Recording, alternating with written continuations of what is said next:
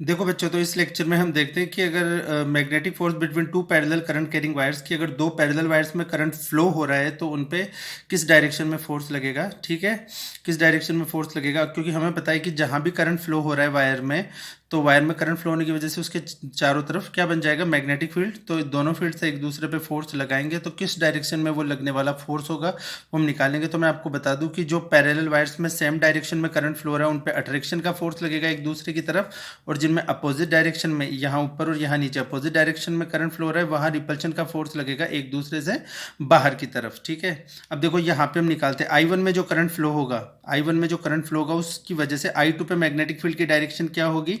तो देखो बच्चों, हम देखते हैं यहाँ पे जो करंट फ्लो हो रहा है I1 में, उसकी वजह से I2 पे देखिए उंगलियां कर्ल की, तो I2 पे डायरेक्शन होगी अंदर की तरफ मैग्नेटिक फील्ड की।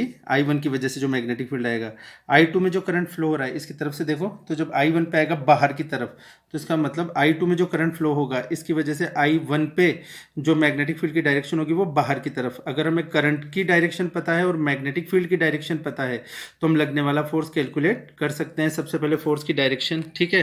तो देखो इस वाले हम देखते हैं कि यहाँ पे जो I1 है इसमें करंट फ्लो हो रहा है, इसकी वजह से यहाँ मैग्नेटिक फील्ड हमारा गया अंदर की तरफ। ठीक है, करंट जा रहा है ऊपर की तरफ, तो देखो ये हमने किया, करंट जा रहा है ऊपर की तरफ, मैग्नेटिक फील्ड अंदर की तरफ, तो फोर्स लग रहा है लेफ्ट हैंड साइड के अंदर। मतलब I2 पे जो फोर्स लगेगा वो लगेगा इधर की तरफ लेफ्ट हैंड साइड में। ठीक है, फिर I1 में हमने देखा कि इसकी वजह से जो है मैग्नेटिक फील्ड बाहर की तरफ आएगा। I2 में जो करंट फ्लो रहा है इसकी वजह से यहाँ मैग्नेटिक फील्ड बाहर की तरफ आएगा और करंट ऊपर की तरफ फ्लो रहा है, तो फोर्स कहाँ लगेगा। देखो ये करंट फ्लो हो रहा है इस डायरेक्शन में, और ऊपर वाली उंगली मैंने की मैग्नेटिक फील्ड की डायरेक्शन में, करंट की डायरेक्शन में मिडिल फिंगर की, तो अंगूठा हमारा किधर की तरफ आया, राइट हैंड साइड में। तो हमने देखा कि ये जो हमारा I2 था इस पे फोर्स लग रहा है इधर लेफ्ट हैंड साइड में, I1 पे लग रहा है राइट हैंड साइड में, तो दोनों एक दूसरे को अट्रैक्ट करेंगे। ठीक है, इसी तरीके से हमने देखा कि अपोजिट डायरेक्शन के अंदर अगर करंट फ्लो हो रहा है, तो देखो बच्चों यहाँ पे जो करंट फ्लो होगा, I1 पे जो करंट फ्लो होगा उसकी वजह से I2 वाले वायर पे अंदर की तरफ देखो, उंगलियां मैंने ऐसे करके कर्ल की, I2 वाले वायर पे अंदर की तरफ मैग्नेटिक फील्ड की डायरेक्शन होगी, और I2 में जो करंट फ्लो हो रहा है उसकी वजह से I1 पे देखते हैं। तो देखो बच्चों इस तरीके से हमने उंगली की अंदर की तरफ, तो हमने देखा इस बार I1 पे भी जो डायरेक्शन होगी I2 की वजह से वो अंदर की तरफ ही मैग्नेटिक फील्ड होगा। अगर मैग्नेटिक फील्ड और करंट दोनों की डायरेक्शन हमें पता है तो हम क्या फाइंड आउट कर सकते हैं, लगने वाले फोर्स की डायरेक्शन। ठीक है, तो हमने देखा दोनों पे ही अंदर की तरफ फोर्स था। ठीक है, और करंट ऊपर की तरफ, देखो फोर्स अंदर की तरफ और फोर्स, तो जो I1 वाला जो वायर है उस पर फोर्स लग रहा है लेफ्ट हैंड साइड। ठीक है, तो ये बाहर की तरफ जा रहा है फोर्स। इसी तरीके से I2 पे भी हम निकाल लेते हैं, तो हमने देखा मैग्नेटिक फील्ड इस पे भी अंदर की तरफ। ठीक है, देखो मैग्नेटिक फील्ड अंदर की तरफ, करंट इस डायरेक्शन में फ्लो रहा है, तो इस पे भी फोर्स बाहर की तरफ।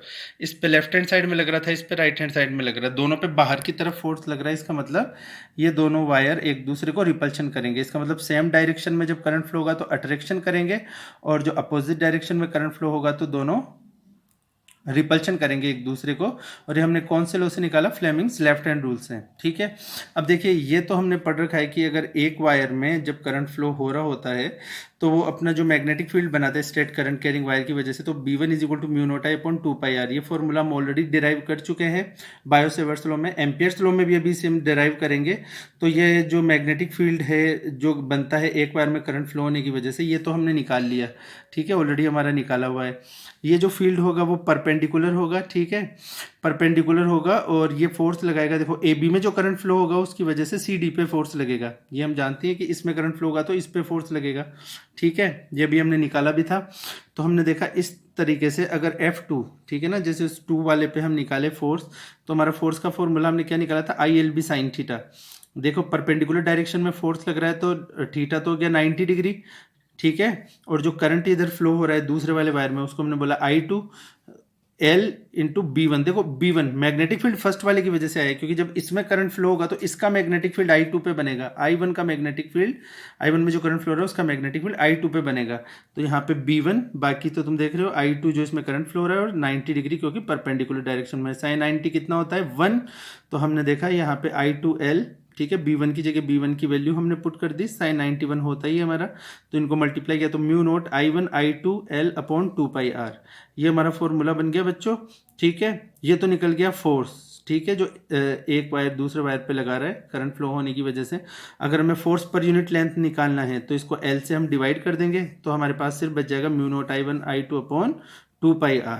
ठीक है, तो अगर दो करंट कैरिंग वायर्स में, दो पैरेलल वायर्स में करंट फ्लो होता है तो उसकी वजह से जो फोर्स पर यूनिट लेंथ आता है वो फॉर्मूला में याद रखना है, एग्जाम में इस पे क्वेश्चन और न्यूमेरिकल भी आता है, mu naught I1 I2 upon 2πr।